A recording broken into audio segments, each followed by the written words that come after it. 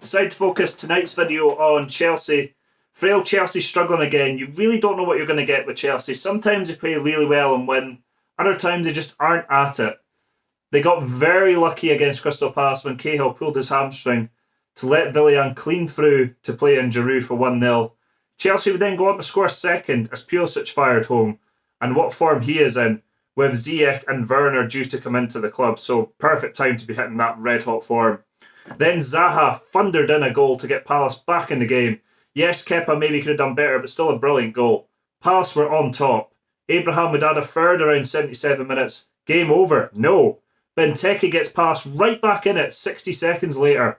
Palace dominate. Jorginho comes on to calm a shaky Chelsea. And then Palace again on top. And they absolutely battered Chelsea towards the end of that game. And came within a post of equalising. Chelsea somehow getting out of there with 3 points. Moving forward to Bramall Lane, Sheffield United take the lead after McBurney's shot is deflected off 2 blue shirts. Kepa does well to keep the ball out as he readjusts, but only into the path of McGoldrick, who fires in his first ever Premier League goal on 18 minutes. It would get worse for Chelsea, as Willian doesn't pick up Enda Stevens, who plays a 1-2, then Christensen doesn't trap McBurney, and he makes it 2-0 of a bullet header on 33 minutes. Chelsea would force a save from Henderson when Reece James had an effort from range, but Sheffield United cleared their lines. It was saved by Henderson. It came out to the box and it was cleared away. And Sheffield United very kind of resolute. Chelsea dominated the possession, but just offered precious little going forward and defensively atrocious. This must be addressed by them if they think about challenging. They're going to be very exciting going forward. Awful defensively, as you saw in the defeat away to West Ham. Sheffield United, would Chelsea overturn this game like Sheffield United did at the Bridge and get a 2-2 draw? Well, that certainly was not going to happen here.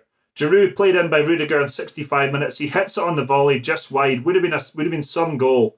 Azpilicueta has an effort on goal, deflected behind on 72 minutes. Then Rudiger gets on the end of the corner into Abraham, but he can't turn the ball in. 3-0 in 76 minutes. Again, Chelsea all at sea. McGoldrick drives forward, plays in Mousse, who then passes the ball in the box. Rudiger stumbles over the ball, can't clear his lines, and yes, it's simple. And McGoldrick again. 3-0. Giroud denied up the other end after Azpilicueta crosses in. Easy for Henderson. Should have been 4. McGoldrick, who is having a marvellous game, picks Jorginho's pocket, plays in Mousse, who gets away from his man on 81 minutes, but it's a poor finish. He really should have finished the job. Abraham denied on 86 minutes by sliding challenge by Jagielka as he turns in the box and tries to pull the trigger. McGoldrick deservedly man of the match. Tremendous performance. It could have been 4 in 90 minutes. Basham drives into the box, passes it to Osborne. He plays it on. Probably overplayed by the Blades there. They don't get the 4th goal. Great result here for Sheffield United and Chris Wilder. I did say that I thought that maybe they'd been found out, but they just kind of were a bit slow kind of on the restart. But Sheffield United have had some really good results recently. The 1-0 against Wolves, 3-0 here against Chelsea. Chelsea huffed and puffed, but well beaten. And a massive blow in the race for the top 4. With all momentum seeming to be on the sides of Manchester United, unless Southampton can do Leicester and Chelsea a bit of a favour. I mean, Leicester, of course, are going to be playing tomorrow, but still all to play for in that top 4 race. I mean, Sheffield United, even with that win, probably just a little bit far off, but certainly giving these teams something to think about, and they obviously went above Wolves, although Wolves do have a game in hand.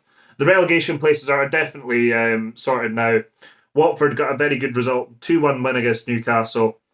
And that means that Bournemouth and Aston Villa are about 4 or 5 points adrift. And as I said before, I just don't see where they're going to get 3 points from. So, yeah, Norwich are officially relegated, and Aston Villa and Bournemouth will definitely join them. There's just no way that either one of those clubs are going to win the next 2 or 3 games, because that's really what they're looking for. And for Watford and Brighton to not pick up any points, it's just not going to happen. But anyway, thank you for watching. Like, share, and subscribe. And we'll be back for another one soon.